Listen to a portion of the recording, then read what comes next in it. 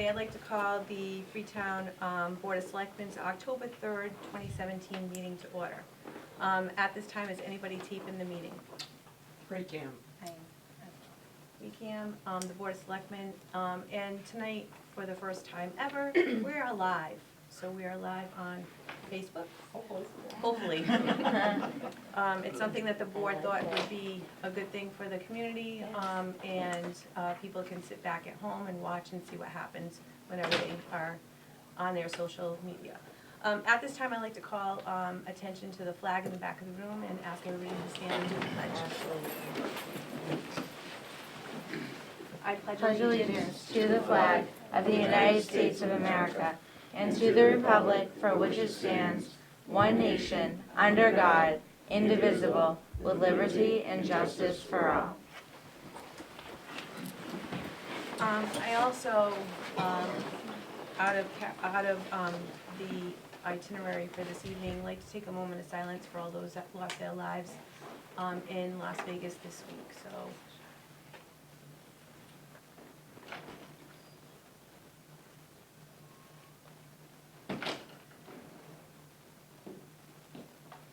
Thank you. You know, out of everything that happens in this world, there's always something that's good that happens. And just this afternoon, in my rushing, one of my little neighbors came to the door and made everybody in the neighborhood a card with a heart on it and just said, "Reminder, we all love you." And I just thought, you know, it's out of those, the innocent ones, that we realize that what this world is supposed to be and what this world is all about. And I thought that that was just something she did on her own, and I thought it was just a wonderful thing. So it brings us all back to reality, that this is what this world is all about.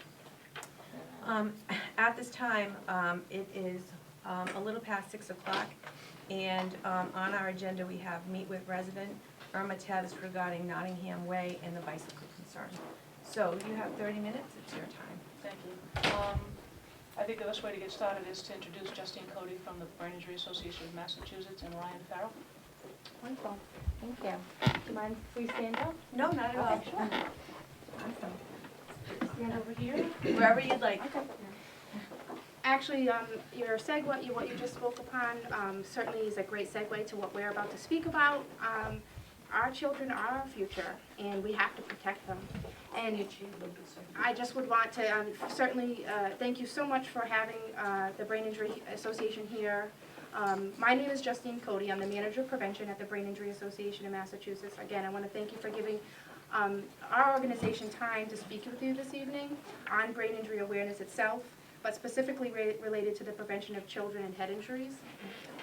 Quickly, a little bit about BIA. We're a nonprofit organization that has operated for 35 years, and our mission is to create a better future for brain injury survivors through brain injury prevention, education, advocacy, and support.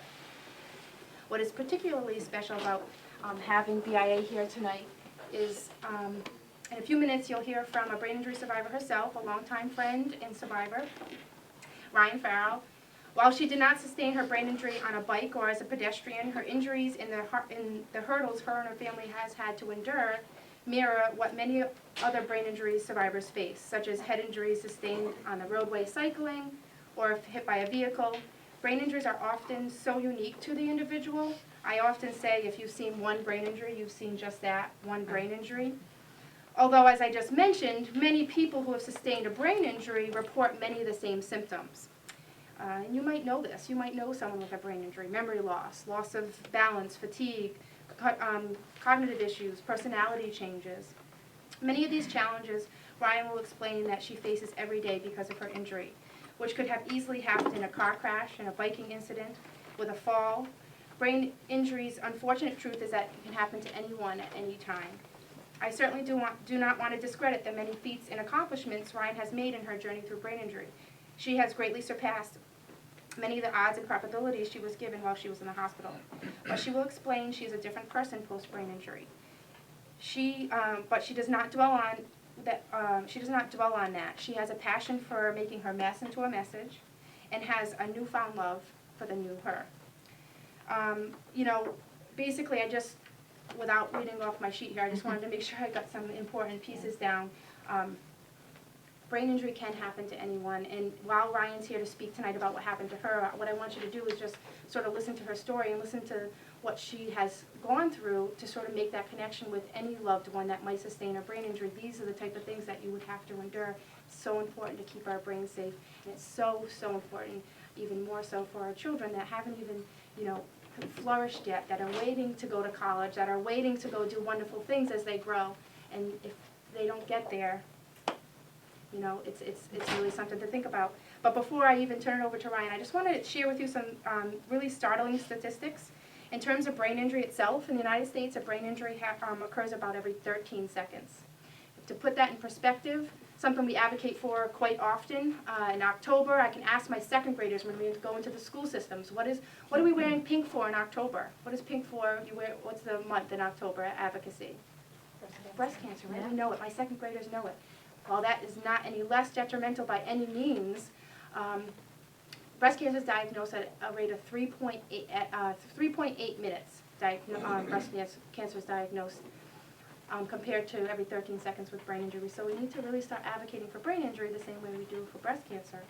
Massachusetts, in your state, every 8 minutes someone will suffer a traumatic brain injury. That's about filling up Fenway Park about twice. Each year in the United States, emergency departments treat more than 200,000 children ages 14 and younger for playground and at-home related injuries.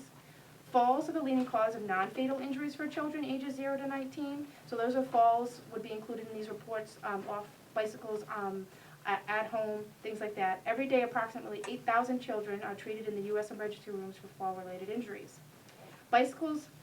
Bicyclists face a higher risk of crash-related injury and deaths than occupants in motor vehicles. In 2015, in the United States, over 1,000 bicyclists died, and there were almost 467,000 bicycle-related injuries.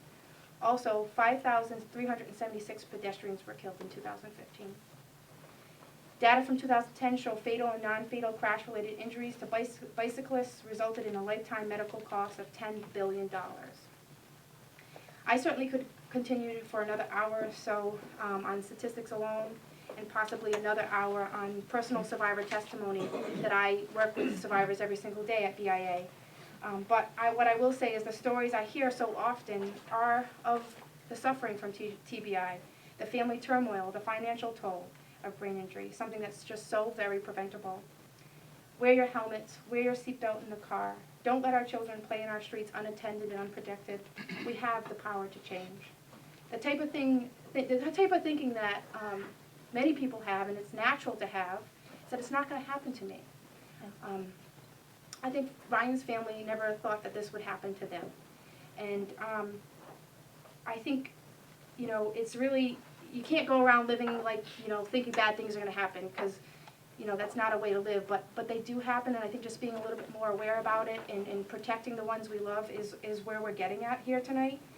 Brain injuries certainly do not discriminate, and it can happen in the smallest of towns and in the smallest of neighborhoods. But we have to ask ourselves, what am I doing today to prevent a brain injury from happening to myself or someone that I love? Without further ado, I'll introduce Ryan, who will share with you briefly what happened to her and what her journey has been like through brain injury. Thank you, Justine. Thank you, Justine, the dynamic duo dream team we are. Good evening, everyone. My name is Ryan Farrell. I would just like to thank you for being willing to listen to my story and understand how important it is to protect your brain. As you'll soon hear, it doesn't take much for what should have been a minor injury to morph into almost a life-ending one.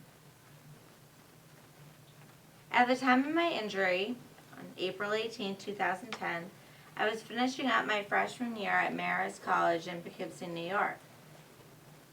I was a cheerleader for Marist for football, basketball, and also our competition team. I was involved in the Marist Ambassador Program, in charge of tours and recruitment. I had just finished my 3.5-month-long new member process to become a sister of Alpha Sigma Tau sorority. I was not able to finish my freshman year. So like I said, I was injured on April 18, 2010 at a cheerleading exhibition at the local mall just down the street from my college. The flyer on top of our stunt group bailed out and fell to the side, her rear end hitting me in my chest, causing me to fall back down to my own rear end. As I was down on the ground, crying in obvious pain, I was approached by my coach, who told me to get back up and stop making such a scene. I did as my coach told me to and continued to perform. A short time later, I collapsed and did not regain consciousness. I was then rushed to the local hospital and was rushed immediately into surgery. And my neurosurgeon called my mother while she was on her way up to down to my school, a 3.5-hour drive from my home in Hopedale, and said, "I'm going in to operate, but do not know if I'm going to be able to save her life. She also has a collapsed lung and a broken neck."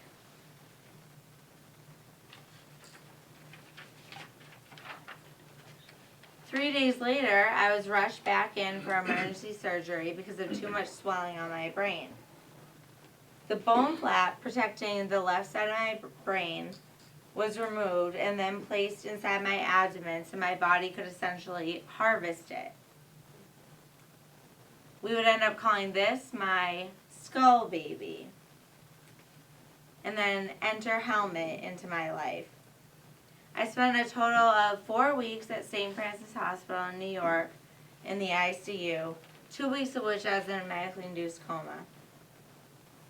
From there, I was transferred to Spalding Rehab Hospital in Boston to begin my many weeks and months of inpatient rehabilitation.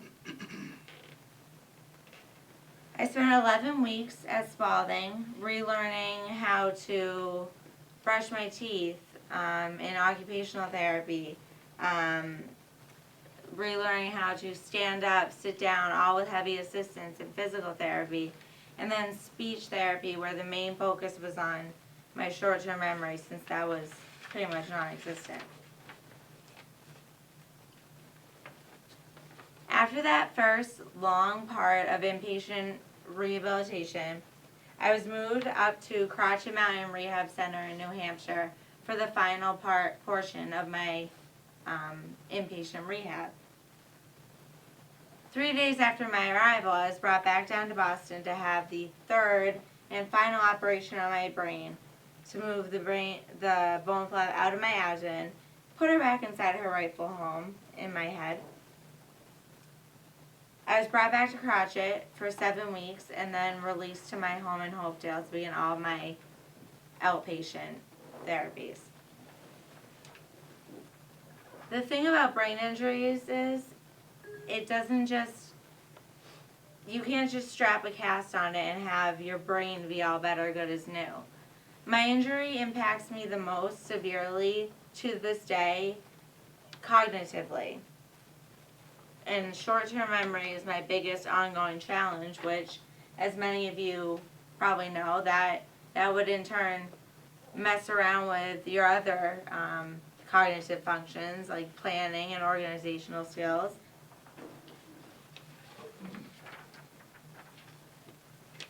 Physically, I still have issues with my endurance. I become tired much quickly and more easily than I ever did before my injury. I've had 2 operations on my right eyeball to correct double vision in what we refer to as my googly eyeball. My walking and standing stability, balance, ataxia, which is uncontrollable shaking, and that mostly affects the right side of my body, and of course I'm a righty because the injury was to the left side of my brain.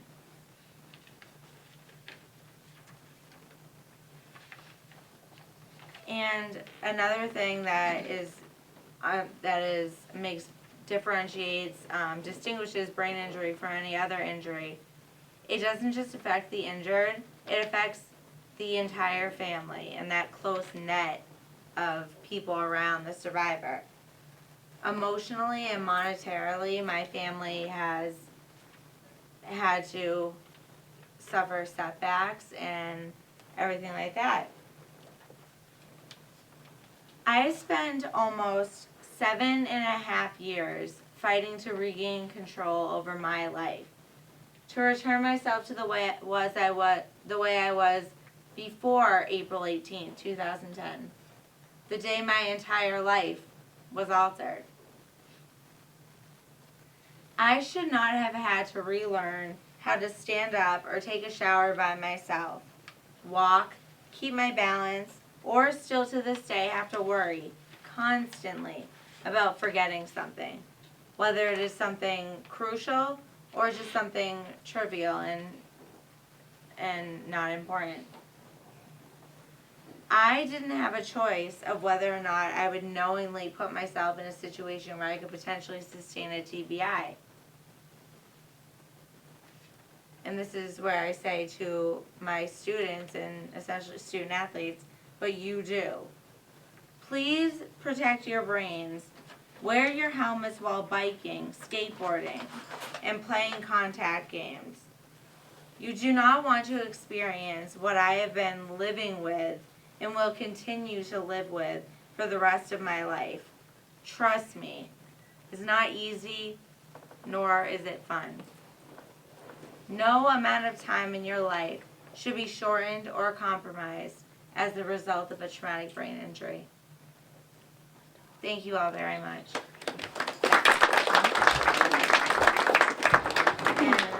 Ryan's a really strong advocate for us, especially for our young children. It happened to her family when she was just out of high school. But even now, I just wanted you to share just really quickly. Yeah. We have an annual walk every year, and Ryan, I know this last walk, we were out on the Cape, on the canal, the Cape, and she saw a lot of bike riders without helmets, and she physically, like, I would watch her body like get so angry when she would see them go by. And can you just explain? I mean, you're angry, yes, Yeah. but what are you really feeling for those kids? I just, especially when it's the kids, and I have goosebumps right now. Especially when it's the kids, and if I do see them with an adult or an older sibling or anything like that, first of all, I want to grab that child off of his or her bike and put them on the pavement until I can go find a helmet and strap it and secure it to that child's noggin. But with the parents, it's like, well, not only is it's a law in the state of Massachusetts that up to a certain age, I think it's 15 or 16 or something like that, that child has to be wearing a helmet, one on a bicycle, one on a skateboard, anything like that. And it's because it's these little things, it's not even putting you out to take these little steps towards prevention. Right.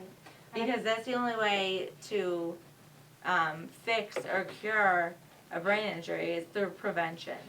And I think that you as a survivor, and having to go through this and having to see her family, sort of get over these hurdles as well, that she doesn't want to see this happen to another family. She doesn't want to see this happen to a child, have to be in the ICU because of one fall. It can be as little as one fall onto a curb. Like, again, it just comes back to it's not going to happen to me. Because probably, good chance it may not. But it's like, what about the small chance that it does? Yeah. And it's your little child, and you have no control of the situation. That doctor cannot tell you this person's going to wake up from this coma at this time. Yeah. That's what I would find to be most detrimental. My personal story is that I have a family member that had passed away from a brain injury, and it took a piece of me with when that person died. And I just feel like I would never, and I know what Ryan feels when she sees those children without helmets, is that she would never want this to happen to another family. And if today, just being here, thanks to Irma for just having us to spread the word, if just one person has their, just encourages their son or daughter a little bit more to wear their helmet, encourages themselves or others to wear their seatbelt in the car, they don't go home and text and drive, then we've done our job here.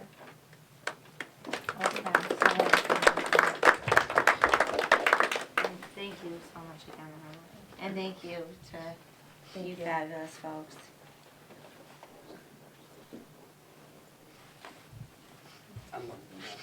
Hi, my name is Fernando Pereira. I live in Manningham Way for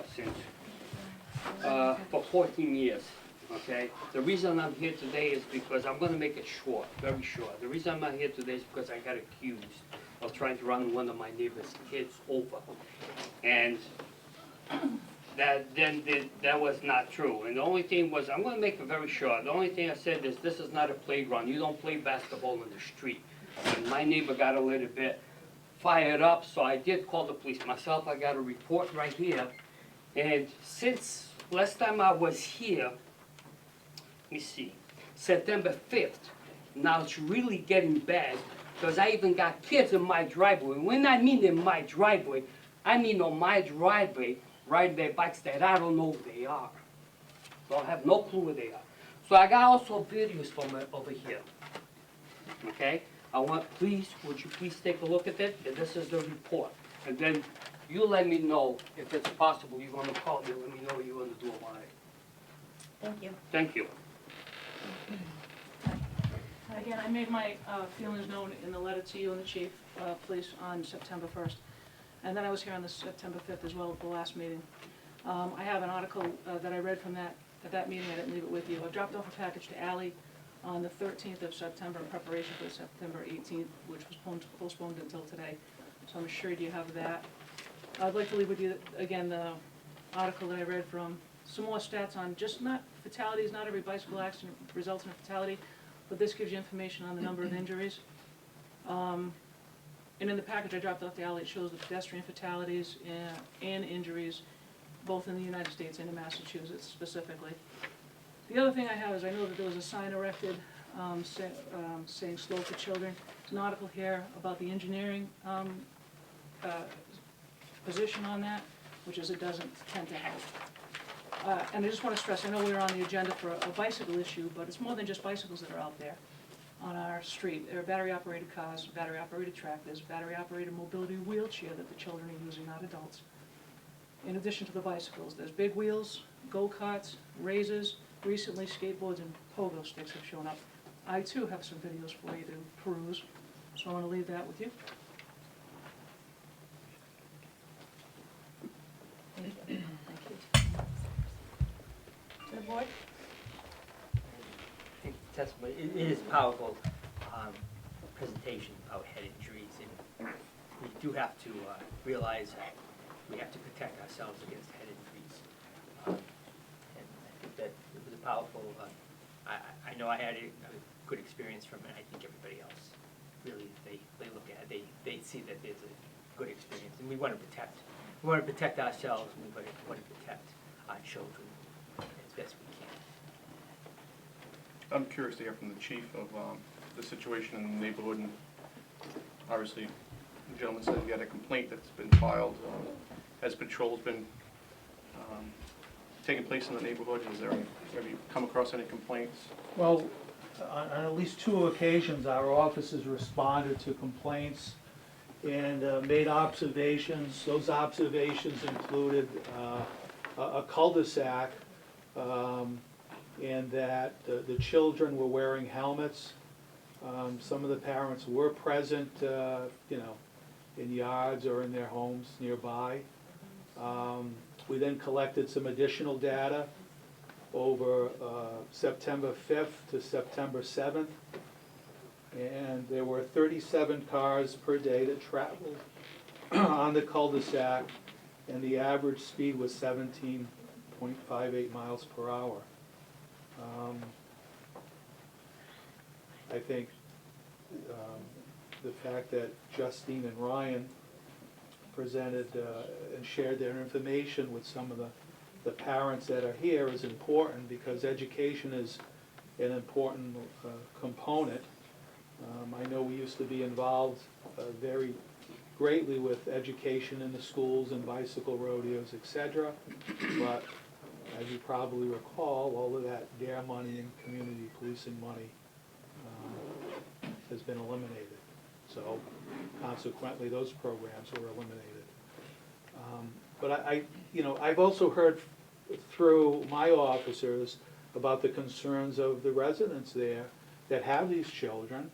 And, you know, they've set up boundaries in terms of how far the children can go down the cul-de-sac. They've required them to wear helmets. They're in the immediate proximity of their homes. The kids are outdoors enjoying themselves. So I think we have to look at all of this in totality. You know, I'll digest the information and probably have some recommendations to make to the board. Okay. I too the presentation was powerful. I have a niece who has suffered many concussions through gymnastics and other things that she does. So it was powerful. It is a blessed reminder that we should wear helmets, of course, but it's also about balance. I teach in a school, kids are in school all day long, so I relish the thought that they're outside, getting fresh air, and enjoying, and not in front of a video game. So, with that being said, I think it's about balance, and I think that the message was sent to the parents that are here, but I also, again, I relish the thought of kids getting outside and away from the TV and away from the video games. So, I will, again, look over everything. I will talk to the chief, and we'll come up with something, but right now, we need time to take everything under consideration. And I think it might be a little bit of a dynamic situation where there is a complaint of kids not wearing helmets, and that's, it's against the law. I mean, they should be wearing helmets just for their protection. But it also seems like there might be neighborhood conflict there too, where you have people trespassing on your property, Oh, essentially what you're more It's right concerned there. about. Right there. So, And also have, not to interrupt, you also have copies, because I don't know these kids from nowhere. but that's more of a trespassing neighborhood I'll take care of situation that. than it is I will take care of that. public safety. Are the children wearing their I helmets? will Are they take care of doing that. things that are not appropriate? Absolutely, I'll take care of that. Right, and we'll look at the video, Oh, I and we'll see it. share it with the chief. Then, is there But- audio on the video also? Or just Well, video? those are right in my driveway, I don't have audio. security And cameras? security cameras, That's yes, Excellent. yes. So there is and to Lisa's point, we do want to see kids outside enjoying the sunshine, being athletic, not being inside and, you know, living testimony to there's an obesity crisis in the United States, so it's good to have them being outside and active. So, but a balance has to be struck, and I think that's the key here is they're outside, they're being safe while they're outside, they're respecting their neighborhood and their neighbors, and that goes both ways, you know. If there is a situation where it's the other way and, you know, there is harmony there and there is an agitator there, then it's gotta go both ways, so.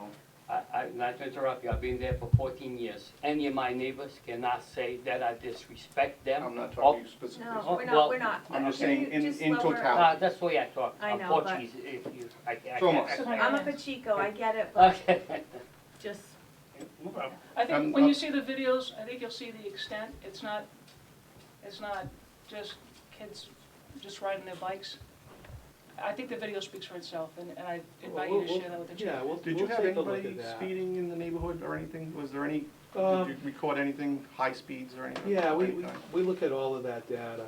Because you said the average was 17, Yeah, but there's so gonna be a low and there's gonna be a high. So the 80th percentile was 21 miles per hour. The It's a maximum- 30 mile an hour, sorry to interrupt, it's a 30 mile an Well, hour. it could be less, you know, because you go by the fundamental speed law, reasonable and proper for conditions, but, maximum speed was 27, I think that was recorded at 6:30 in the morning, one morning, so,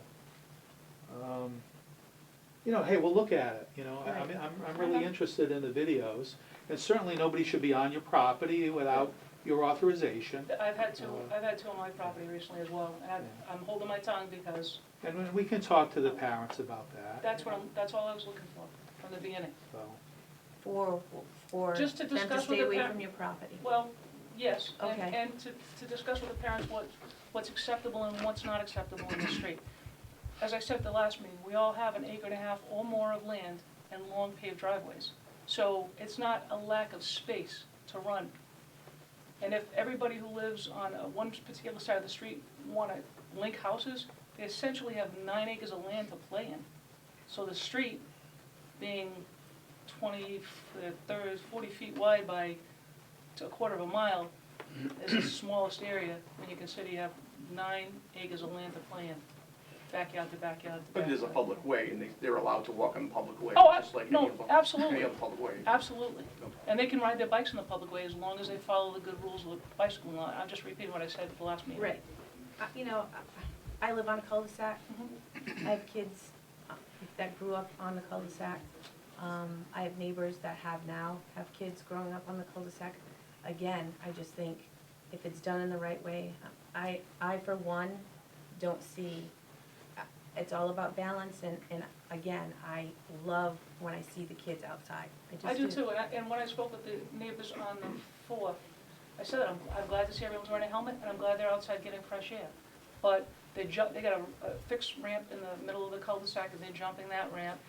I mean, it's not a playground. We'll look at it. Okay, I appreciate that. Thank you. Anybody else?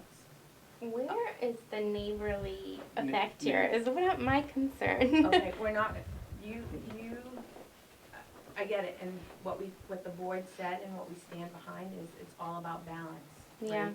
So. I mean, we moved into the neighborhood, we're the newbies, okay? And my children, we lived on a main road before. So they're just new to playing outside. So they're enjoying being outside. They were inside kids, so they have been outside all summer long, they love it. And, you know, they haven't figured out the rules of the road, they're learning, and we're trying to teach them. So this high strung of they're doing this, we're trying to teach them, you know, and if they're going into somebody's driveway, you know, if that's what's happening, if they don't know my kids, you know, if that happens, I don't even know about it because he'd never approached me. If it's my kids, I don't even know. He'd never told me if that was my That's okay. kid. We'll figure So, it all out. I appreciate it. I don't know what happened. Like, all of us, we all speak to each other. Our kids all play to each other. I've never even met them. So, I don't wanna get into a war of words right now. I know, I think that we should all just walk away from this right now. Remember the presentation that was made, take that to heart. Also, think about the balance and the trespassing, and also please enjoy the outside. right. Okay. I'm all set. Thank you. Thank you. for your Thank time. you. Thank you.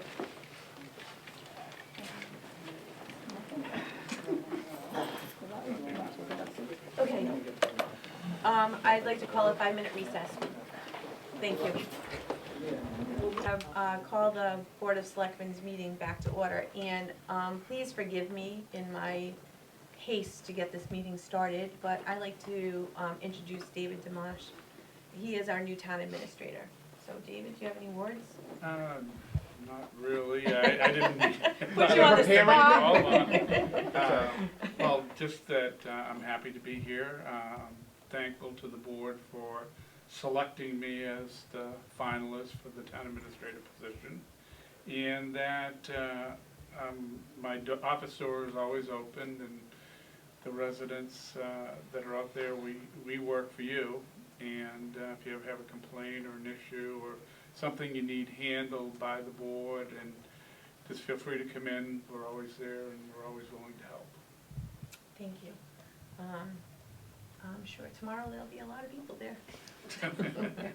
We have broadcasting live, so it might be people lining up now. Alrighty, all right, 6:45, vote to approve the layout as shown on the street acceptance plan. Do we have that? Okay. Hi, how are you? I'm Alan Drunas. I'm the owner of the back half of Holly Ridge. And I guess I'm here for that. I think the front you're already doing, is that? Yeah, you have Brewster, Christopher. Right. So, Ally called me this afternoon. You need the as-built by Thursday. I talked to my surveyor. We will have it done and have it here.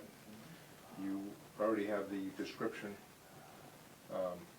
of what we're trying to get accepted, so you can at least do that part of it, but we will have the plans here for you to have them on file for Thursday. Where is the planning board? I think they wrote it in that letter to you. I don't have the letter in front of me. We believe we're done. The consultant for the planning board is meeting me out there Friday morning at 8:30, Ryan Trahan. And if there's something he doesn't see done, we'll correct it. But feel confident that we'll, Do you have a follow-up? Yeah, I just, whether the punch list was done or not, yeah, it's not a significant, but not an insignificant size punch list to finish up. You know, and the punch list has been done. we believe it's done. We took Ryan's punch list and went through the whole thing, and we think we did everything. Again, if Ryan sees that we didn't do anything to his liking, he'll let us know, and we'll correct it immediately. Can we hold off on the vote to approve the layout, and do it, once the punch list is complete, and just leave it as is on the warrant? If we get a sign off from. Right. Because we can always withdraw it, we can leave it on the warrant, and we can always withdraw it if we don't feel like everything's complete, but, I really don't wanna sign off on anything without the, planning board and their official okay. That's, I concur. I just, Mr. Dronis, just so you understand that, you know, that if you don't get your paperwork in, we're not gonna be able to do it. Right. For this, special town meeting, so Right. that's what we're working for. No, and That's what we're working as far as I know, you have everything except for the actual as-built plan, which again, I know we'll have it here Thursday, before the close of day. All right? And I feel confident that on Friday, we'll get a thumbs up. And then I'll circle back with the planning board and get them to recommend to you, right? Looks That's good. what we're waiting for, right? Yep. Okay. Actually, you might wanna wait till the next meeting to do the layout. Tonight you're asking, or was on the agenda to vote to approve the layout. You wanna have the plan in front of you before you actually do that. Because that is part of the public hearing process, that, you know, residents that are in the audience would have the opportunity to also come up and take a look at the plans also. So it's good to have a physical plan on the table when the board is voting to actually lay out. But are you gonna be able to put it on the warrant? Yes, we will. Oh, We just okay. need it by Thursday. Yeah. Because the warrant will be posted by Thursday, so it reflects in the warrant that it's on file with the town clerk. So it needs to be in. The critical piece is to have it on file with the clerk Okay. by Friday. But then you'll vote on it after Thursday? We'll vote on the layout at the next board meeting, pending having the information Plan. from the planning board Right. on the punch list as to what has been done. And when's your next meeting? 16. 16th, I believe. So is that next week? 2 weeks from The yesterday. week after. Oh, 2 weeks from, okay. Okay, all All right, I right. guess, so as long as you put it on the warrant, that's all I can ask of you. It's only gonna get on the warrant if everything is complete. Right, but you're gonna advertise it, right? And wasn't there a deadline like today or tomorrow or something? The deadline to submit warrants was 2 weeks ago. So we have it on the warrant, Oh, but the board of selectmen will withdraw it Right, if no, I everything understand is that. not Yep. up to snuff. okay, all right, but you need the plan by Thursday to fulfill the, Because if you don't have the plan by Thursday, then what says in the warrant is gonna reference the plan that's not there. Yeah, So it won't be on that warrant, I it will understand be that. pulled. yep, no problem. And you need the plan to lay it out. Right. Right. So the Okay. vote. All right. All right, thank Okay, you. Thank you. Yep, have a good night. Thanks. Okay, weekly public discussion. How are you? I got some goodies for you. Okay. You could probably sit in the back window. Well, actually, I didn't put that there, sorry. That was from My that cohort, outside. my Yes, I got it. colleague's cell phone. Here's the package from Ridge Hill Road from this morning. You should go into scrap metal business. No, I'm gonna make you see this thing, and make all your town money on that. Scrap it. And if you think it's bad today, tomorrow's gonna be even worse, because they just took in 2 big trailer loads filled with crushed cars. So those will be running through tomorrow. So do you think the crushed cars, do they have, wheels on them and, I didn't know if they had any, I don't think they had Alright. wheels on. all right. But who knows what else is in there, I mean, the rest of it is full and full length. Are they covering their loads at least? No, or are they still? They're gonna be one of those cage things with there's no covers over the cars that, Over the top of the whole that trailer should be covered, so things won't be flying out of it. they might be covered, but that stuff, all going from the demolition material that they're bringing up there, it's all falling out of the trailers. So, So they're not properly securing the load in your opinion? no. Right, so this morning, when we signed the community compact agreement with Lieutenant Governor Karen Polito, the state reps were there, so I did have a chance to talk to Carol, and we both sent DEP a joint email saying, we haven't heard from you since August 23rd. Where are we on this? And we want an update, so I'm hoping that we have that update. Also, I haven't heard anything from town council today. Today was the day, October 3rd, that our injunction was filed with the court, so we'll see what that is as well. Because as of the noise, it hasn't slowed down. No. The smell hasn't slowed down. There's things, especially with noise, that's not the pressure that could be easily abated. I watched two operators with their claws. One who was. One moves the pile and stacks it, One moves and the the other pile one and stacks it, onto the other conveyor. slams his claw into the pile and drags it across. That's something that can easily be handled by. But if you look by at the company. picture, the steam, because the DEP is calling it steam, It's not okay? steam. If it's steam, it's supposed to come out the smoke pipe, which you do see that this coming out the smoke pipe, but all the rest is coming out There's around. very little comes So- out of the smoke pipe, everything else comes out around Exactly. it. So what good is the, Right. That's a whole great process. picture, that's a great picture, thank you. I like that, it was very good. You pay her well then. All right, I think that if we don't hear anything this week, we probably should put it on the agenda for the next meeting, to discuss. You guys all right with that? So I'd like to have something from town council, at least an Agreed. update at that. I think we If we're probably gonna discuss will. it, we should, Yeah, you know, because from our point of view, we're discussing the same thing, but if fine we in have, the tide right right. now. All right? thank you. Thank you. All right, review, speed zone study of South Main Street and vote to make recommendations to the Mass DOT. Carlton? So the highway surveyor and I were presented with the GPI study. We had an opportunity to look at it. In comparison to the existing speed limit, there's really not much of a change. You're gonna see a speed limit recommended of 35 miles per hour from the highway ramps down to the entrance of Stop and Shop. And then from Stop and Shop toward exit 8B, it would be 40 miles per hour. The study is complied, so it meets Mass DOT standards. So I'm assuming with your approval tonight, the next step in the process would be for Mass DOT to consider the study and whether or not it meets its specific criteria. Questions from the board? Go ahead, Sean. I think the advised speed limits are basically what people do in that area. Yeah, so that, exactly, so they look at the data, they're targeting the 85th percentile, and that's what Mass DOT is looking at as well. Chief, is that area thickly settled? Yeah, I think it is. What's, just for us that don't necessarily know exactly what it is, what is the definition of thickly settled? Houses or businesses within 300 feet for a quarter of a mile would constitute a thickly settled area. Could that fall under the thickly settled law if we do decide to adopt that law at town meeting? The only choice you would have would be to post it as 25 miles per hour or as a special speed zone. There's some criteria, additional criteria that has to satisfy Mass DOT at 20 miles per hour. So that's the only option the board has, is 25 or 20.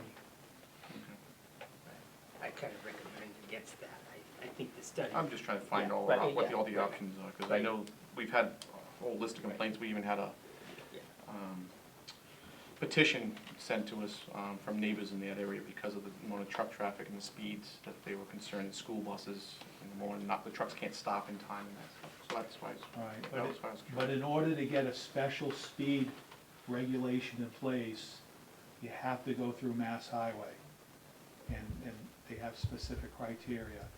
If we adopt the enabling statute, then we can, as a board, the Right. board can do either the 25 or the 20. But that's it. Okay. What's the board's pleasure? I will make a motion that we, go forward the study to, Mass Department of Transportation, their approval. Second. All in favor? Aye. All right, thank you. Thank you. Thanks, Chuck. Nice seeing you. Didn't even know he was here. All right, discuss with the Historical Commission regarding the village schoolhouse. Ladies and gentlemen.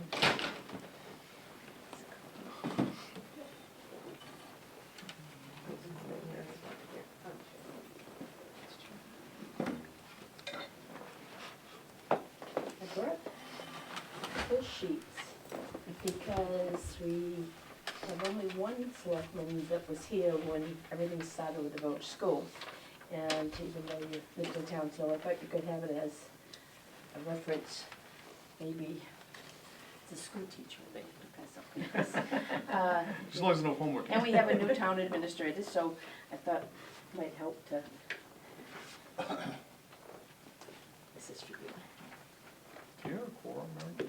And now I, That's a down. come up here with me, you two. No, come on up, come on up. We're afraid? I don't think so. Um, No. Well, we asked come to speak to you because of a few issues, but before we started, I just kind of wanted to refresh everyone about the village school. I mean, it was built in 1794, and it's been many things. It was a school until 1950, and then it was used for scouts, cultural concerts, civil defense, and so forth. And in meetings, until about the 1990s, it started really becoming in disrepair. And so in 1997, the Historic Commission obtained a grant from Mass Historic with matching funds from the town to be able to complete nominations for the National Register. And that happened in '98. And the significance of that is then our town buildings were on the National Register and were eligible for funding and for grants. And that was, plus we want to preserve buildings, but that gave us that edge, because one of the first questions on the grants, is your building that you're trying to save or whatever listed on the National Register? That's question number one. So all our town historic buildings are. So that happened in 2009, 2010, and actually by '98. Then the building, there were lots of leaks, there were all sorts of things. We went to the selectmen many, many times asking that, something be put over the leaks, and eventually windows were boarded up. We were getting, some selectmen felt it should be torn down, and of course, we didn't. And so in 2010, with blessing from the selectmen at that time, we applied for Mass Historic Emergency Grant. And we had the support of the town. We went to town meeting, they gave us matching money. And the selectmen, all our state reps had to write letters, state senators, building commissioner, historical society. And we had to do a lot of work at the registry and so forth. We did get the grant, and we were very excited about it. And that's when that big red sign went out in front of the schoolhouse that we had a grant, Preservation Works. And, but with it, it becomes a preservation restriction, and that's recorded in the Registry of Deeds, so that things have to be done in a certain way as far as the exterior of the building. So in 2011, the condition of the school was very poor. There was a big hole in the roof and it was leaking, and as a result, the floor had been really rotted. Some of the foundation, the back wall was in need of repairs, and water was just pouring in, and it was a hardwood floor and it was really ruined. So It did not, the front stairway, I don't know if you remember, but it looked really bad, and you could not even, go up the stairs and left. And, so, we started. And it's, you know, they're very specific when you get a grant and how you proceed. And we hired an architect to begin with, it has to be approved by Mass Historic. And then 2 members of the board, the building commissioner, which was Paul Bourgeois at the time, and the contractor and the architect met. And we met every other week during the process. And it was, I learned a lot, I have to say. And one of the first things, we hired a structural engineer. And I don't know if you're aware of that, but to check out the village school. And there were some things that had to be done differently than what we thought. We thought we just had a roof problem, but we had more problems. And so, and in the course of that, there was asbestos. So then we were able to hire someone to remove the asbestos. So the asbestos has been moved from the village school. There's no asbestos there, so we don't have to worry about the basement and so forth. So, you know, all of everything that happened at our meetings was sent to the town manager at the time. So I don't know if there's a folder, but I have copies of everything. But I thought that was important to know where we're talking about using the basement, that you need to know that. So from that, the roof had to be rebuilt, and then that was a bigger problem. And the architect crawled up top and said, you know, there'd been many changes, and the cupola had been moved a couple of times up there and so forth, and the roof was in very bad shape. So we had to rebuild the roof, and we did get more funding from the town at that time.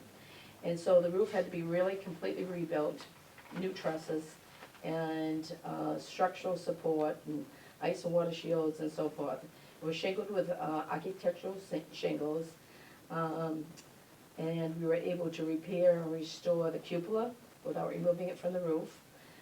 Repaired flashing from the chimney and the cupola, repaired the front stairs and the railings on its foundation, and the structural beams in the south basement. So that the south side is on the town hall side, and that is the oldest part of the building. And another problem is that there are a lot of weeds and so forth that go up against the back of the building, and they're back up there, but they've been cleared. And, you know, there were vines growing in through the windows and things like that, so that needs to be addressed again. But there was work done all along that side of the foundation. And so I think as a result of that, it's looked better. People aren't saying, tear it down. You know, people are saying, oh, that's a nice old building, what are you doing with it, what are you doing with it? Well, we tried, the number one goal was to stop the leaks, stop the deterioration and the destruction, and then make it watertight and usable for the town. It wasn't just to preserve a building and have it look lovely on the outside, it's to be used. And we had hoped it would be used for storage, so it's wonderful to hear that that's an option that's, you know, right down the line, and I think that we're really happy about that, because we want it to be useful. I mean, and that basement, even though it's half dirt, is very dry. I mean, because we've had things in there, it's not bad. And according to one of my brothers, they used to, the trap door that's at the top, they would open it and people, they'd take classes down there, and there's no piano, and that was the music room, you know, where the piano is. And that's also where Dr. Briggs used to give, you know, immunization shots and so forth. So it's hard to imagine kids walking through that cellar, first graders, because it was first and second on one side and seventh and eighth, to go to music down there. It must have been a little scary, but anyway. So the next thing that we wanted to do were the windows, and then that would kind of help finish the outside. Then of course it's going to be scraped and painted. And as we came before you and the finance board and asked for $12,000 to do the windows, we were pleased that everybody approved. And I have to say, the town has been very supportive. Anytime we have gone before them and asked for funding to help with the schoolhouse, even though there were naysayers, even one of the selectmen that would always give me a hard time, didn't at the last time we asked money, he just said so. But we're lucky we had a board that was supportive when we went for the grant. I have to say the town has been, and people have said, oh, I'm glad something's happening over that, what else, you know, what's being happened? Well, if you go into the room on the south side, it was completely gutted because of the flooding. And that was so that we could see the structure and what had rotted, and that was replaced. There was heat in there, if you can see down cellar, you know, there was hot air heat, and Min Brown had donated funds to have a furnace, and, many, many years ago, and so on that side, there was heat, even when your father went to school there and so forth, but, I don't know if it was wood or coal at that time. But, so there are potentials. No idea. But, we asked for the windows, and it was approved. Our question is, we understood really that when we came before you, and first we wrote it in the form of an article for the town meeting, that it was our article and our job and our responsibility. And the money was approved under capital improvements. And we feel a responsibility because we have asked for it. The work is being done, but as we do it, I guess I'm looking, and we're looking at the board to see if we've got this right or not, and what our responsibility with the schoolhouse and the restoration projects, what do you feel our role is? We certainly want to continue to be involved, but that's what we're asking of you, is how do you see us as our role with continuing? There's a gentleman currently doing the work who's very good, we're lucky to get him. And we've talked to him, and we've kind of negotiated what the kind of things we wanted, he's agreed to it. And then it seems like other people talk to him, and it gets derailed. So it's sort of like, all of a sudden, we're working one way, someone else is working another way. Okay. And so, it needs to be clarified. If we're gonna step out of it, then the town can take over. We put a lot of work into this, and all of a sudden, we're the ones who are supposed to be looking at the restoration and what's approved, and what everything we say is undone. So again, it's on the National Register, correct? So, And there's a preservation restriction on how things are supposed to be done on the exterior. right. So in my eyes, and I'm only speaking for myself, is that it should go through you for approval for whatever the process is, whatever the window process is, whatever the paint color is, for your approval. And then you should work in conjunction with whomever is in charge of that project to ensure that it gets done according to the guidelines set forward and according to what the grant criteria is. That's my point of view. I'll open it up to the floor. Okay, I guess my question would be, I'm aware the window project is basically going forward, that's my understanding. Going forward? Yes. Yeah. Okay. Just, and I don't know what you mean exactly by things being undone.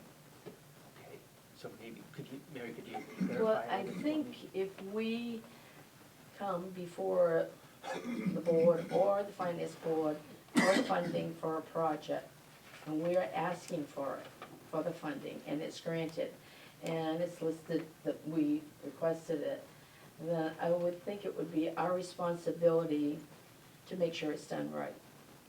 Because we've requested it, and also, we supposedly, we are the committee to encourage preservation and restoration. And so, if we're requesting it, then ultimately, if it's not done right, and we've asked for funding, the next time we ask for funding, and if this wasn't done satisfactory, then people would be leery of, as far as, encouraging, us to do more. And so that's kind of a question. And I feel, for instance, the windows have, I can't even remember, I think it's 6 over 6. And originally, they had same top and bottom. And, one person had, people have suggested, well, why don't you take it and make the front all small panes, as it was, in the early years. And when we were doing this, with the architect, and I had talked about it because we didn't have money at that time to do windows, but I discussed, and I said, what do you think on the windows? Because if you look at, early photos, for instance, I'll show you. It is all small panes. However, the transition of all the additions, you can see it on the back of this, I don't know if you can see too well on the back of this, but, with all the transitions of all the changes, that's part of the history of the building. And so they changed the bottom to one big pane, and they have 6 on the top. So technically, that's the route we should go, and that's what we determined was the way we were going to go, is having the small panes on the top and the one, as it is right now, as it has been probably since 1800s.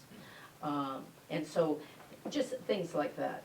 And because we have researched and because we dealt with it, Mass Historic, and so those kinds of things, that would be the exterior, it's really the exterior of the building. And really preserving things that we can preserve inside. At one point, the architect wanted to also take the ceiling down on the north room, and it's not wonderful, but it's still there. I really wanted it, if we didn't have enough funds to do everything, and that was something, we didn't feel it was gonna come down on anyone. But all the original lights, the electric lights that were there, are there. And if we had done it, you wouldn't see what it's like. Many people couldn't visualize what it had been like, and we wanted to save those. And it's very, very hard when you take something down and try to preserve it, and we have no places to keep things. I mean, I have it in the minutes, anything that I have in storage that belongs to the village school, so that everyone would know. But it disappears. Things that we put in the basement disappear. I mean, photos have disappeared, and so that's a problem. So anyway, we left it there so that people can visualize, and for the next step, when we ever do have money for the inside, things like that.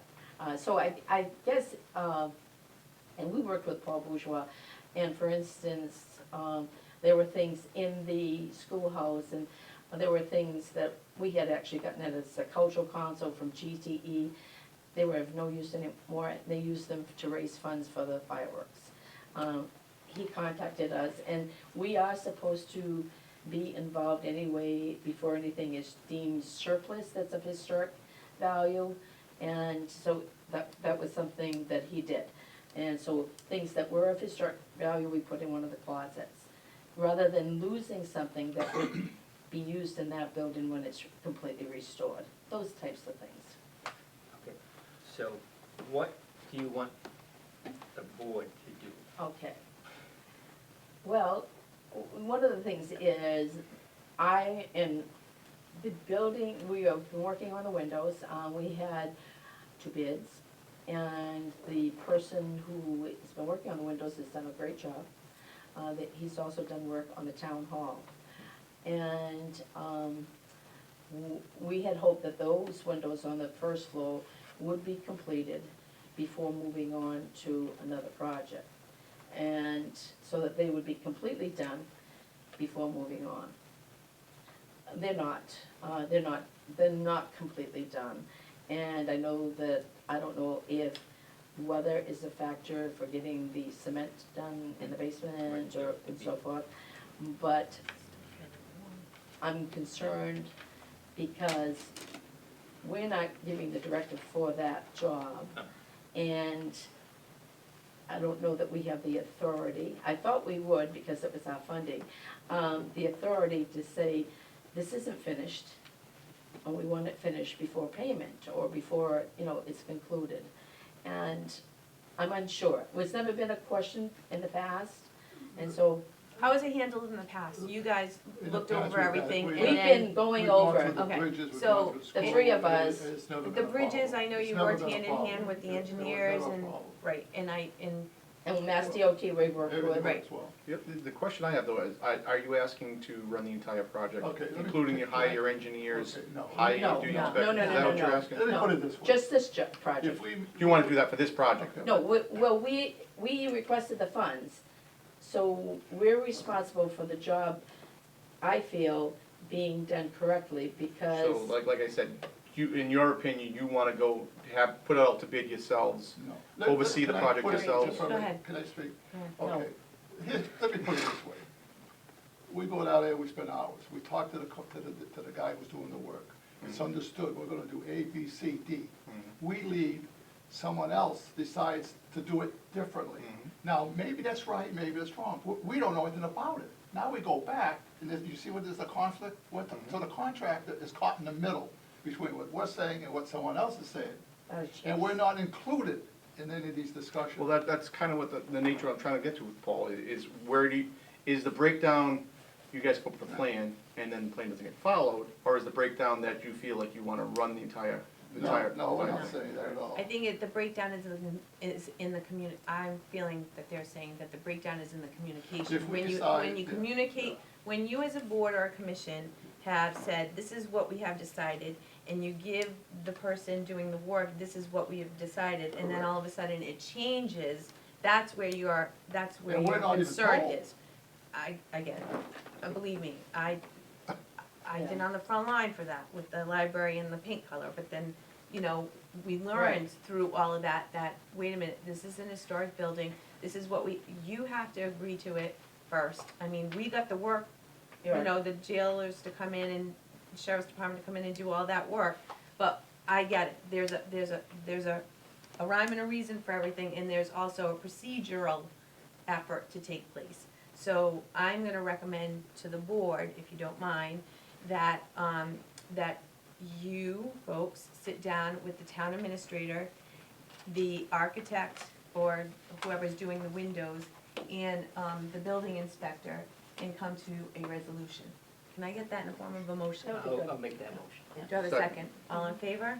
Aye. I think would be very helpful, because we have You're a welcome. town manager, because we haven't run into this, and we have worked with, I mean, lots of people when we were doing the roofing, and it's a learning experience. Right. We and so can't what- bypass, and I think you know that this board is committed to not bypassing since we pulled, a suggested warrant article off of the, Right, so I think you But know there may that- be some constraints, that you have, there is certain procedural things that you have to follow. You can't go for bids over $10,000. yeah, You know, that's not an issue. that is I an just wanted to issue. make sure that you No. understand all that. It's none of No, that. and that, It's it's nothing not like the that. issue, it is, once the bid has gone out, and we, you know, we worked with, Paul Bourgeois when we were doing in the first grant, in the first round. And so, that's fine, you know, we have to work with someone that knows, you know, more in this field than we do. And when we selected, but the nitty gritty of it, which we come, we stand before a town meeting lots of times and ask for this. So we wanna make sure that it's done You want correctly. the appearance of, your criteria is more about the appearance and the way things look The outdoors. from the out. And I think that whomever is in charge of doing it is make sure that it's structurally sound, and that's the way it can be done, and the work can be performed. So I think that there needs to be a communication with both sides to make sure that what your appearance is can also be done as far as the mechanical efforts. Yeah, you know, structurally, I mean, I think, you know, certainly we I did think have everything windows that we're with bridge talking I about house. think David wants to say something. No, Yeah, but the go ahead. point I was gonna make was that, once you accept, you know, mass preservation funds, all of the alterations that you make to the structure have to be reflective of the architectural integrity of the building. So you Right. just can't all of a sudden Right, pop in replacement windows, vinyl replacement windows in the historical structure, and you wanna make sure that what you do replicates right. what, Once you You're accept, replacing. once you accept a grant, there are restrictions. Right. yeah, And then, that comes with a whole bunch of. it's much, you know, and that's much difference. And once you receive recognition to be on the National Register, really, people in town can paint the house the city color if it's on the National Register and so forth. But if you're going to apply for a grant, then it's different. And if you want to do restoration, and that's what we're trying to do with the exterior. The interior has to be updated, I mean, and if we're gonna use them, that's a given. But to maintain the character of the village and up here, you know, their district, you need to keep the exterior. Well, I think you're in good hands, and I think that. Right, so you that's, can reach out that's to me basically, it's tomorrow. not for, you know, we know there's procedures, and believe me, we've been through it with the bridge and all those things. But once it comes down to it, you know, when they were working on the bridge and the grout, how, you know, we had to prove that, you know, and you know, because you came down in all those kinds of things. And the railing, we went all over creation, and the grout was approved, Don't bring up the not bridge, very, please. very Sore fast. subject. Don't bring up the bridge. Yeah, the bridge. And we had approved the grout for the South Main Street Bridge too, that's Yeah. all approved too. But I mean, those kinds of things. Those are important things to you, I Well, to totally almost understand. simplify it. But to be a part of the process, because if we get up again and ask, this isn't done correctly, what are we gonna say? Well, was left our hands, and I don't think it should. Just put it in a simple nutshell. I hear what everybody's saying, but everything that we're talking about has been agreed upon already. Yeah. It's changing what's been agreed upon once everybody agreed upon. Right, I That's get that. the- That's I the get that. issue. I don't know if everybody. Then- And I think that know when you you get it. sit down in the room, you'll Yeah, be able to. I know you get it, but I just wanted I to make mean, sure that yeah, without everybody. us Yeah, okay, knowing, yeah. so that's Yeah. basically. Okay, thank you so much. Thank you. Thank you. Have a good Thank night. you. On your to-do list. It's growing. You have to do book now. Yeah. All right. So to reopen the warrant article to include the additional articles for the special town meeting, we know that, that we have the article for, stabilization and capital stabilization that we need to include. And also, in speaking to Ally, we should just have that on every single, town meeting, whether it be annual or special, just in case. The board can always pull it off, but I think that that's just one that has to stay on there no matter what. So, do I have a motion to open the warrant? I'll make that motion. You open the warrant? Second. All right, all in favor? Aye. All right, so we will open the warrant article and ask that we vote on do you wanna just vote on all of them together? Why don't we just run through them real You quick? wanna run 'Cause through 'em? like, there's some questions about page 6, so. Okay. Ally, is this the right one, or are we still using the red one? This is the. We can use this one, okay. So, Article 1, to see if the, town will vote to raise, $14,000. I'm not gonna go read the whole thing verbatim. To purchase and or repair the dumpsters. We all set with that one? All set. Okay. Article 2, $6,884.96 from retained earnings, water and sewer for unpaid bills. Yeah. All set? Okay. Article 3, water and sewer again, $75,000 for the purpose of retiring the outstanding bond. Good. Right. Okay. Article 4, water and sewer enterprise, 8,961 to be put back in the general fund. Good. Everybody all set? Yep. Okay. Article 5, $50,000, water and enterprise to create their reserve fund. Right. Okay. Article 6, $225 from free cash for the purpose of retiring the outstanding bond by transfer to the capital project fund for the rehabilitation of South Main Street and Locust Street bridges. Good. Are you all set with that? Yeah. Okay. Article 7, $30,000, again, water and sewer, for professional and technical engineering services. Everybody else set with that? So, yep, that's fine. Okay.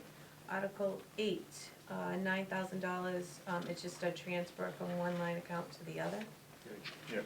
Okay.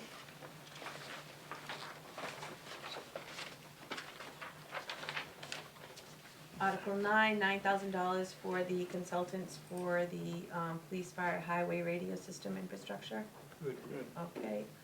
Article 10, Mass General Law, Chapter 90, Section 17C, Municipal Modernization Act, to establish a speed Yeah. limit 25 miles. All set? Yep. Okay, That's the one I was mentioning with the chief earlier. yep. Article 11, vote to accept the provisions of Mass General Law, Chapter 90, Section 18B, establish designated safety zones with a speed limit of 20. All set with that? Okay, Article 12, $1,997 for the, our half of, not even half, but our part of the grant for the fire department. Absolutely. Okay. Article 13, to acquire the, you all set? Mhm. All right, to acquire the land on 122 Richmond Road by deed in lieu of foreclosure. Okay. Article 14, that's the article for the Marie's Way. Yeah, that one we're gonna hold, right? Right. Until we, if he actually comes in with them. I have some concerns about that one too. 'cause Okay, so, There was a culvert collapse on that property and they replaced it. so are we gonna leave it in there? Are we gonna vote to leave it in there and withdraw it on town meeting floor? In case all of that gets done, or are we going to vote to get rid of this by the deadline? I'd like to make a motion to vote if by the deadline he doesn't have, we don't have a letter from the planning board recommending it and he doesn't have his layout, given to us, that we pull it at the deadline instead of waiting till town meeting floor. But will he have all that time to be able to get it done? He should have the layout done. If this references on the sixth, when it hits the street, a plan that's not in the town hall, then we're at the will of when he gets it done, and people do go on the seventh, Okay. the seventh's a Saturday, but the ninth, and it's not there, then I think we're shortchanging them, and it's not Okay, consistent with the article. so I have a motion, do I have a Okay, second? so what you're recommending, Rob, is that if he doesn't have it by the deadline, that we remove the article. Then it Not becomes removed. carry it onto the warrant for the town meeting floor Correct. and then table it. So Correct. No, Yeah, if he doesn't have everything in by the deadline, then it gets pulled. he wants to pull it before the warrant goes to the street. Right. Right, yeah. Okay, so we're not leaving it on here, it's gonna be gone. Right. Okay, If he doesn't all get, right. if he gets everything in, Because it you stays said on. tabled, and I was like, No, No, okay. if we didn't do If this, we we'd didn't stay do it, on. Right. we'd do it in the table at the We other won't time. have the recommendation from the planning board by the time the warrant needs to be posted, but we should have the street acceptance plan from him. Are you okay with not having the recommendation from the planning board yet? My motion is to we have the recommendation from the planning board in, because the planning board meets tomorrow night, the fifth. So we should have. But the engineer's not going out until Friday. Okay. That's my motion, that's all. I mean, he's had this property for how long? Okay, so you'll have to say the motion again.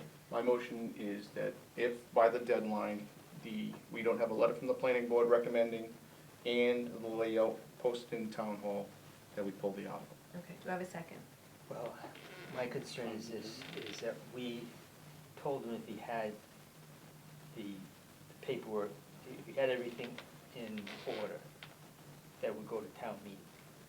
Now, if, before he gets a chance to have everything in order, the planning board gives out their recommendation, then have we told them one thing and we're trying to do another? I think I was kind of clear saying if you don't have the layout, and David's actually the one that highlighted it. If we don't have the layout by the time this hits the street, this article is referring to something that's not in the possession of the town. So anybody that wants to go and review it can't. As far as the second part of it, the letter from the planning board, yeah, I didn't speak to that directly, so no. Do you have anything to say? I'm just trying to figure out the logistics of it in terms of if, the timing of it. I really don't wanna rush this either. We're so- jumping through hoops for. Yeah. This is a development that's been there for a while, that's had, I don't wanna say several hands, but That's it's gone not- through, several hands. Mhm. So now all of a sudden, I feel like we're rushing, I do feel like we're rushing, or you might, the planning board might be rushing to accommodate And I think that it seems as though somebody just wants to wipe their hands of all of this right now and just get it off their back, and I wanna make sure that it's done the right way, so. I don't mind withdrawing the article, I mean, if it's not done by the deadline, so I'll, there's a motion, did you second? I'll second it. Well, Go ahead. I'll second it, I just, I Okay. hadn't seconded it because Okay, I was that's asking fine. that question, but, all right, it's, I mean, yes, it's been there. And it looks like Mark Well- needs to call, cause he has questions on this article as well, so maybe town council still No, has? we've talked to him today. Okay, all right. That's how we came up with the language, and with the statement concerning the plan being on file, where we actually physically didn't have the plan in our possession, and he said, well, it has to be, you know, in our possession, before the warrant is posted. Okay. Just one question, Rob, are these all the streets that are in there? It is, it's the back half. The front half's already been accepted, so Holly Ridge on the way in, and I think there's a right there, I can't think of the Marks, is it not? Yeah, it's Mark's Lane. Yeah, One of them, some of them are, the front half is Oh, accepted. no, Mark's Lane is right Yeah, there. it might be Marie's or something. The front half is, Marie's is, Mark's, I believe, is the one on the right as you come in. without the plan layout, Charlie, I really Yeah, can't. you That's can't. why we really need the Yeah, plan yeah, layout. exactly, Yeah, yeah. in order to lay it out, you physically need the plan. But some of it is accepted, because that part of the project was done by the first developer. When he bought it, is when he did this whole second half. I was just wondering if this was all of the streets, I wasn't. This should be all the rest of that project, yes. All right, so, I mean, if they hold off, they have to hold off. It's his duty to bring it before the town. It's been for a while, correct. All right, so I have a motion and a second, all in favor? Aye. Aye. Also, could you just let the gentleman know that, that's what the board's vote was this evening? Okay. Article 15, to amend general bylaws, number of marijuana retailers to 0. Placement, I was gonna make a mention of that. I'm sorry. I'm sorry, the question about the prohibition, where we are gonna prohibit it. Lauren did attend a seminar today. One of the things that she did bring back from that seminar was that if we do vote to prohibit the retail sale of marijuana in town, we need to adopt a ballot question. Yeah. And the key and critical piece of that is that they're gonna start granting license as of April 1st. Right. So we have to make sure that we are gonna have to have a special election at some point prior to that date to allow the residents to vote on the prohibition through a ballot. that was the concern when we talked before, that if it's not April 1st, so if we wait till our June town meeting, our normal annual town meeting would be, licenses would already be, applications would already be pulled and filed.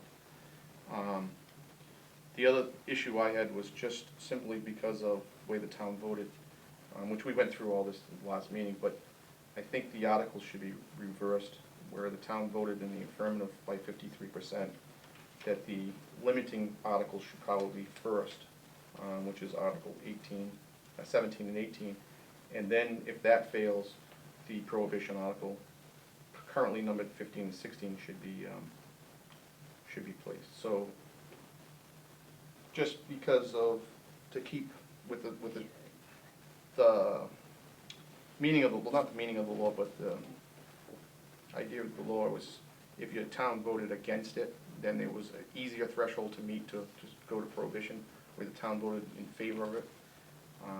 The road's a little harder to go to prohibition, so just to stay with the spirit of the law, I think that we should reverse the two articles. The order in where they appear. What did the town vote? 53% to To allow allow recreation marijuana in town.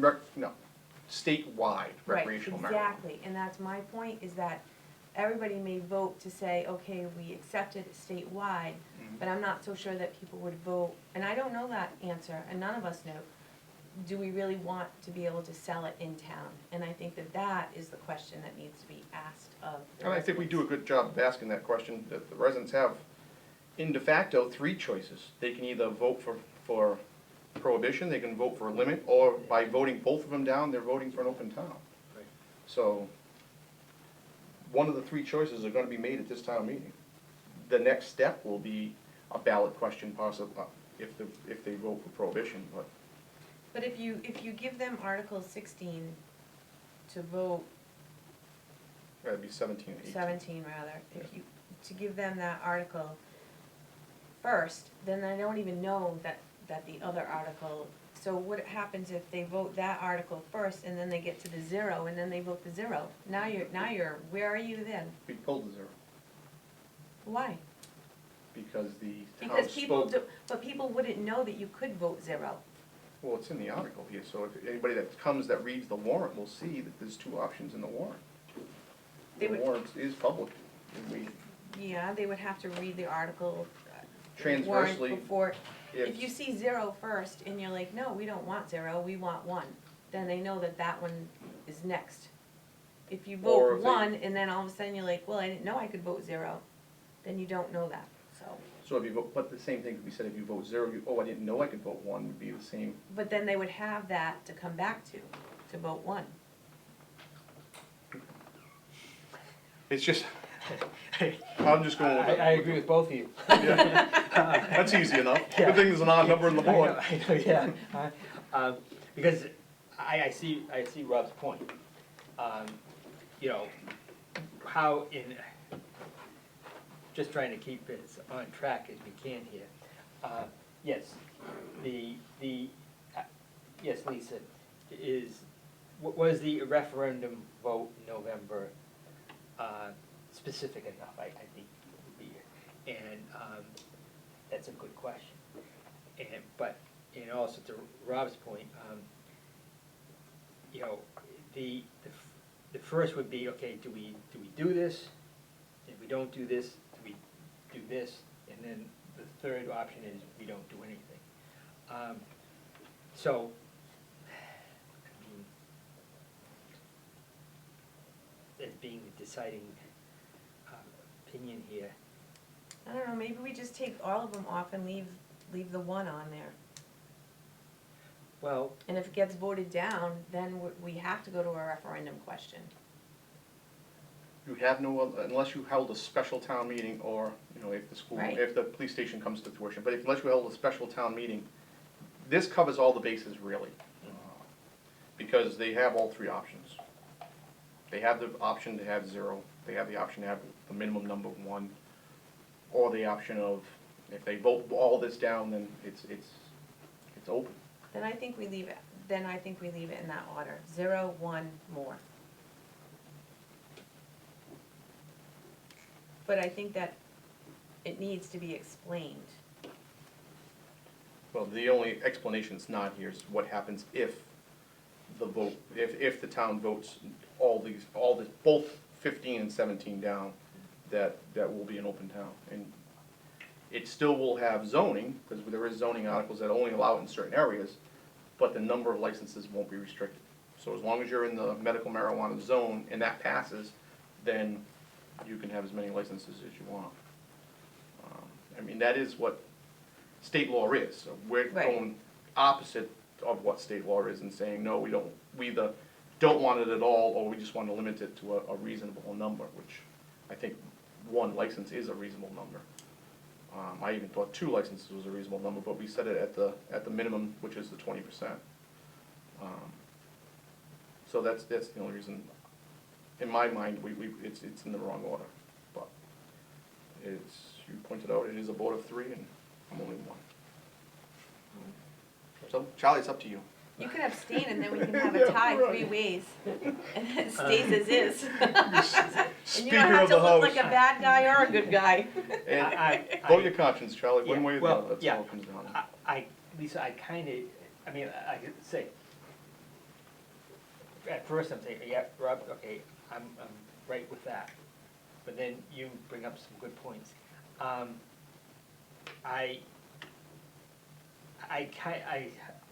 have to go, I would say like 55, 45 to Rob's point, where you give the most, and then if you don't, then you come back to the default.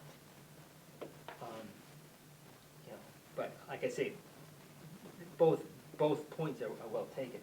I don't know, if maybe we want to, before we approach the article, we want to give a full explanation of all. Well, I think that's a good idea, Charlie, I do too. to put a write-up, an attachment or an addendum, whatever you wanna call it, referencing sections 15, articles 15, 16, 17, 18, and say, this is what these mean. And by doing this, it means this, and by doing that, it means that, and by doing turning down all the articles, it means open town. Yeah, but I Complexity also is not think, I also think that the townspeople look at us and, I mean, they don't really get all the variables that are involved in all of this. And I think that that's, they look to us for some sort of direction. So, I mean, I think that we really need to be clear and on the same page. Well, we did cloudy the waters a little bit ourselves by adding a second article. We had a vote and the vote passed at the 20%, and then we added the second article because I felt, to your point, that they should have the option of voting a zero. Right, so I So, think I it's mean, we either did- 0 or the 20%.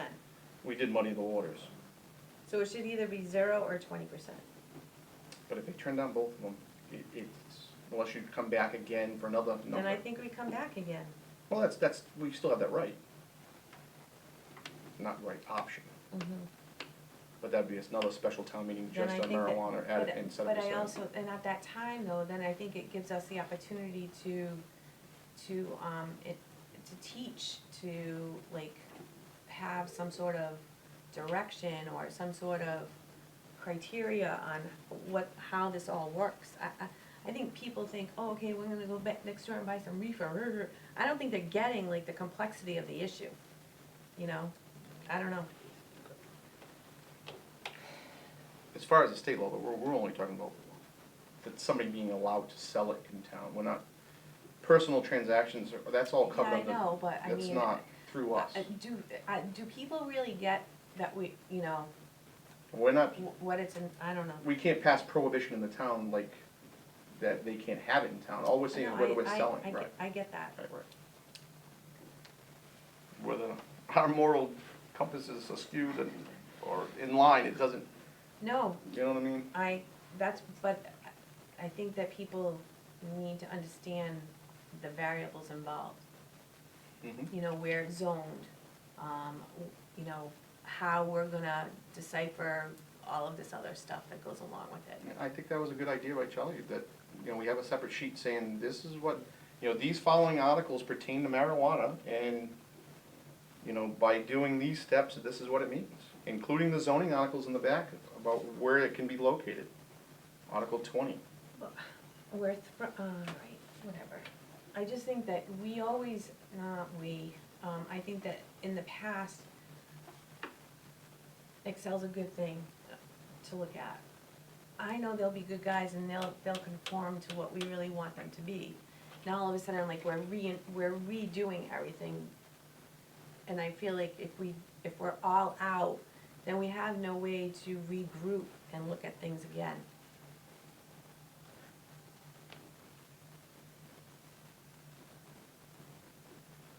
All right, what are you doing? So we're going opposite, we're giving everybody all, here, you can have it all, and then we're going backwards? No, license of 20%. My suggestion would be that we put 17 and 18 where 15 and 16 are, and 15 and 16 where 17 and 18 are. So it's one license, which is 20%. And then if that fails, then we go with 0 licenses. If that fails, and then there is no other article. So at that point, if you wanted to have a special town meeting just for marijuana to try to set a number that's not 0 and not 20, then we could do that. If we have enough time and you have the ballot questions and all that stuff. So, no, all I'm saying is we just switch the order. Nothing changes in the bylaws, suggestions, it's just changing the order. That's all I was saying. Okay, did you second it? I wasn't a motion. Oh. I'm just one person, so. Well, I would make a motion that, on the warrant, before Article 15, whichever Article 15 it is, that there's an explanation about what the process, what the three options really are. The option of doing, 20%, 0%, or do nothing. And then I would say put 17 and 18, where 15 and 16 are reversing order. Now, that way, we're getting our goal, and we're not confusing people as much as would be without an explanation. I just think that might be a good compromise. But I see both, like I say, I see both of your points, because, it is basically an opinion question. The only thing that troubles me is, I think, there was a referendum, it was at a general election, and now we're really getting down to the nitty-gritty in a special town meeting. Yeah, but the referendum wasn't, I know, do you wanna open up and sell recreational marijuana in retail outlets throughout the town of Freetown? That wasn't the referendum question. No, I And the only reason totally we're agree. even discussing it is because the Attorney General, or Cannabis Commission, I guess it is, pinned the referendum question to the town and made the thresholds higher if your town voted for it on a referendum that didn't include the town, it was just a statewide referendum, so.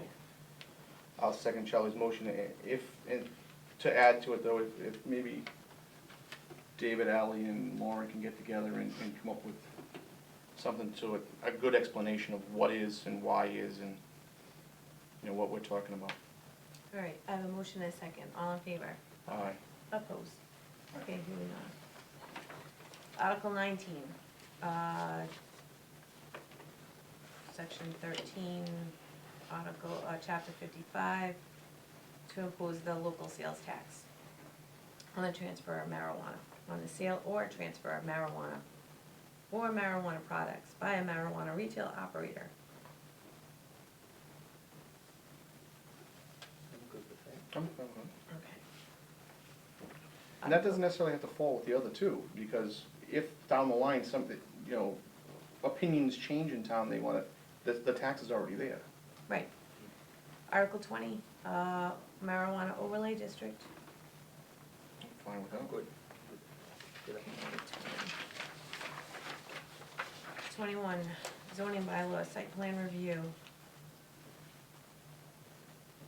I think it's just clarify language related to vehicle trips. Right, Okay. that's fine. It's fine. Article 22, Mass General Law requires persons engaging in business and conducting or maintaining an open-air parking space to obtain a license. Very good. 23, off-street parking and loading requirements. Good. Okay. 24, to see if the town will vote to adopt Article 29, registration and maintenance of abandoned, vacant, or foreclosed properties. Very good. 25, definitions for truck terminal and truck stop and protective bylaws. Yeah. Okay. All right, 26, to see if the town will vote in accordance with Mass General Law, Chapter 114, Section 23, Cemetery Rules and Regulations. Very good. Okay, 27, dog licenses, fees for people over the age of 70. Okay, Article 28, Conservation Commission, under Authority, Section 8, Chapter 40, for other park recreation open space parcels devoted to the conservation, recreation, blah, blah, blah. All set? Yeah. 29, Richmond Road again, That's turning it over that's to turning it over to us. conservation. Oh, well, Once we get it, we conservation. give it to conservation, yeah. Article 30 is where stabilization and/or capital stabilization. I would recommend to the board when we're done to do 50-50. Do you wanna hold some back if we wanna start doing, once we put the stabilization, two-third vote to get it out? So if you wanted to do a study, you had mentioned maybe doing a study to see what it was gonna take to do the sewer line, or. We would have to do that through warrant article anyway. But So it we're doesn't- gonna have to wait till annual. But it wouldn't require two-thirds vote if we held it in a separate account, It'll come out of it will come out of capital stabilization. But just No, the I know what you're threshold is all saying. I'm saying is, it would be a majority to take it out of general fund instead of, 2/3 to take it out of capital stabilization. Don't matter to me.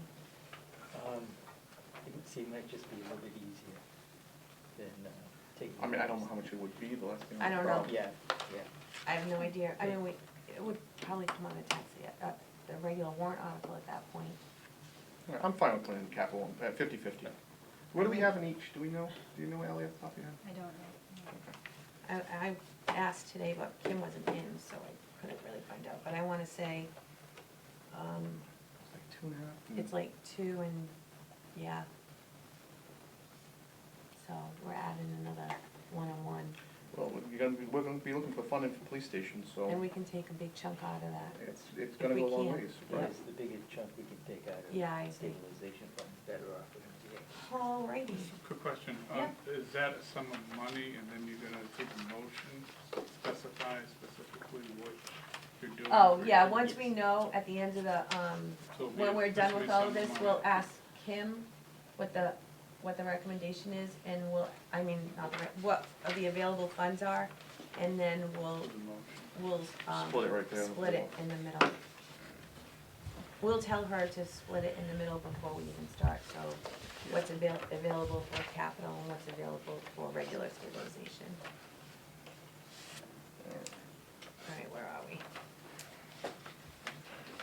Okay, so do I have a motion to close the warrant and approve, the final warrant articles as we discussed for the So- special town meeting? So moved. I'll second it. All in favor? Aye. Okay. Discuss the water filtration site. Did we get the, updated letter from Chandler today? I didn't know we were gonna get an additional letter, Okay. just the letter that you have in your packet. I think he sent one today too. Is that the one? All right. I didn't get it. Well, let me just, I ended up going and meeting with, DEP and the water commissioners, and Ryan Trahan. The tests are working, by bleeding. The tests are coming back within the limits, and we're good. But DEP is sort of reluctant to accept those results because they think that we might be bleeding too much water, although Westport bleeds, way more water than us. So we're under some scrutiny. So, when I spoke to DEP, I wanted to just stop all the stuff and let's get down to business and what is it that you need? So I said, if we give them a letter of the 5 residents that are at the end of the lines, at the end of the, line, we now have, access to their property to go in and change the filters as needed by the water commission. So we have those letters. We're also gonna send them a copy, and yes, we have passed these tests, so it's in black and white. They're looking for something black and white, they don't wanna look in gray, okay, black and white, we have passed the test. We also have a copy of the warrant article, that, if we should go down this road, we do have the money set aside to do the new filtration site, but we don't feel it's necessary. And that the town is willing to do an improvement on the current site, and we have those funds available through the $650,000 part of that warrant article. It doesn't specify what site, it just says water filtration site, so I think we can probably take some of that money. We could probably spend about $150,000 and upgrade that site by getting it covered, by making sure the canisters are on the platform, and doing some protective barrier around the whole site to make sure it's secure. So so Chandler and Ryan put together a letter. I'm not quite sure if it's done. I don't know if the one that's in your packet, if you read it, or if you're all set with that, but that's where we are. DEP is waiting for this letter, so I'd like the board to vote to allow me to sign off on the letter as the chair of the board. We feel like it's gonna have more of an impact with DEP if the water commissioners and the board sign off on a joint letter and with Ryan and send it off to DEP. I'll make that motion. All right, all in favor? Aye. it wasn't more of an issue if they didn't believe our numbers, it was more of an issue, they just wanna see it for long term before they sign up and say, okay, it's working? A Or do they little bit want of us to both. titrate the gallons back to where? They're a little, they're like, you know, you guys have been doing this for this long, and this is what the problem is, and why haven't you thought about this sooner? And we're like, 'Cause we all just right, signed the but contract. we just did this, and now you can see that we're serious about it, you can see, and we even said, all right, how about if you give us another year to show you that this is really working? Right. And it is really working, so I think that we're in some sort of an agreement where if we send this letter, they can still say no, and they can still say, no, you're gonna spend the $650.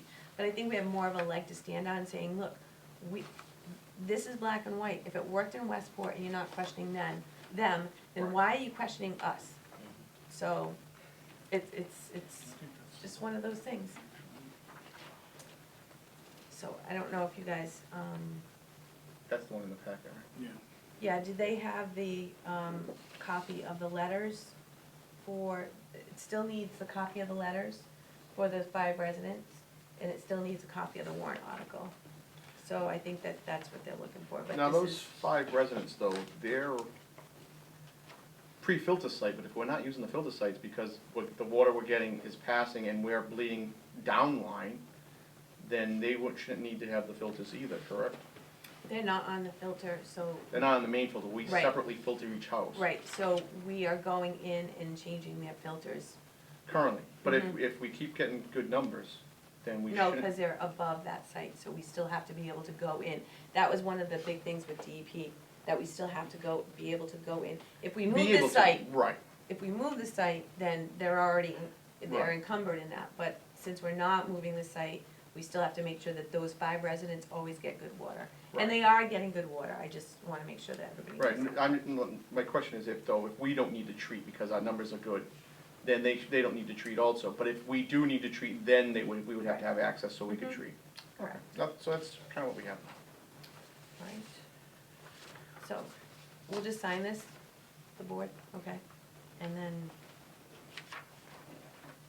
is this the signature one? Nope, it's in your signature file. Okay. So we want changes to it anyhow, don't you? We just wanna make sure that we can add those other things, everything else is in here.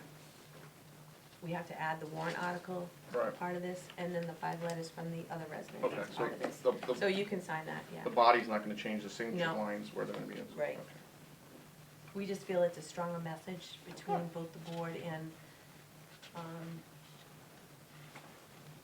the water commission. Okay. All right, next. This is us is on in 5 minutes. This is what? This is us is on This in is 5 us. minutes. Yeah, this is not us right now.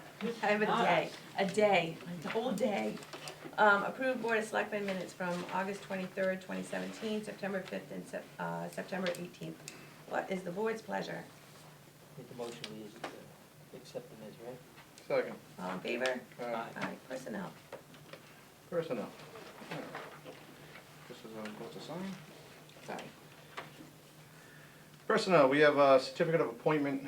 The highway surveyor and myself met with, I guess it was 5 candidates for the position that he had vacant as a heavy equipment operator. After the interview process, we came up with a person, Eric Richards of East Freetown. So I have a certificate of appointment with the select persons of the town of Freetown by virtue of the authority in us vested by the laws of Commonwealth, do hereby appoint you as a heavy equipment operator, June 30th, 2000. Term expires June 30th, 2018. Make a motion to approve. I'll second that. Motion made and seconded. Any discussion on the motion? Hearing none, all in favor? Aye. Aye. We have employee change of status form for same said Eric S. Richards of East Freetown. Job heavy equipment operator, highway department, rate 21.25. This is a new hire. Motion to approve, oh, second. Sorry. Whatever. I think I have That's both. all right. Yeah. Motion You made can and keep doing seconded. it, my throat's killing me. Motion made and seconded. Any discussion on the motion? Hearing none, all in favor? Aye. Certificate of appointment for David Demench, the town administrator, to put him on the police subcommittee. for the term that expires on June 30th, 2018. Motion to approve. Second. Motion made and seconded. Any discussion on the motion? Hearing none, all in favor? Aye. Anything else? Do you My have anything portion. else for us? I do not. Okay. That's my portion. Charlie, you really Yes. need to, get some Board of Health stuff going. I know, right?